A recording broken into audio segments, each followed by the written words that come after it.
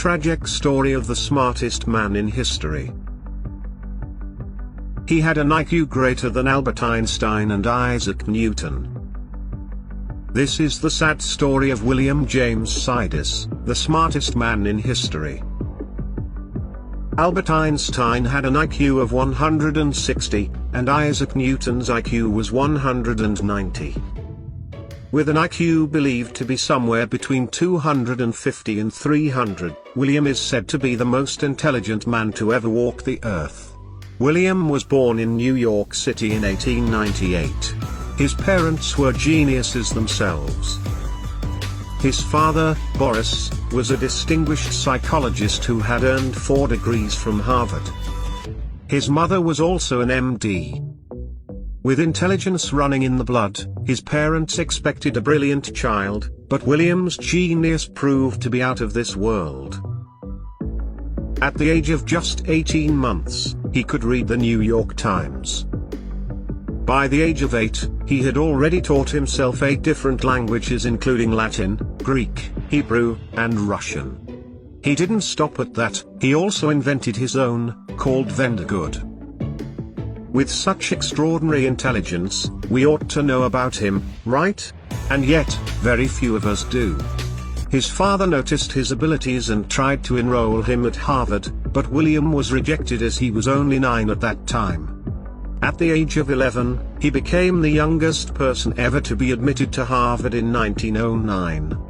Within a year, William's knowledge of mathematics reached so high that he started lecturing his own professors at Harvard, and earned the title of child prodigy. At the age of 16, he completed his Bachelor of Arts degree and gained widespread fame because of his excellent and gifted abilities. Tired by the tremendous fame gathered at an early age, William decided to live a secluded life. He was an introvert who enjoyed solitude and believed it was the perfect life. He also disclosed that he did not wish to get married and wanted to run away from all the fame and attention. At that time, America believed in turning children into great prodigies with fame and education, and William's father was no exception. He applied his own psychological approaches to push his son to continue his education. But as William was growing up, he refused to live life on his father's terms and blamed him for changing his opinions about education. When Boris passed away in 1923, William refused to even attend his funeral. To keep a low profile, he worked as a clerk and did such other small jobs. Yet, he became the target of many reporters and soon, he was found working a $23 per week job. People began to mock his intelligence and news claimed that he had lost his childhood abilities. It was discovered later that this was not true at all, and he wrote multiple genius books using different pseudonyms. Soon, William became a socialist and was an objector of World War I. He was arrested in 1919 for a protest in Boston, where he was sentenced to prison for 18 months.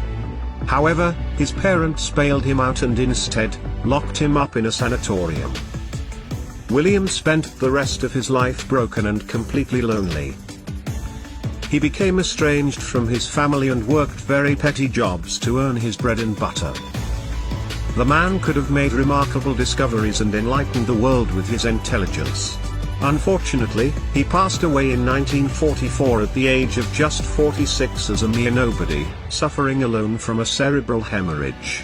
Interestingly, his father died of the same condition at age 56.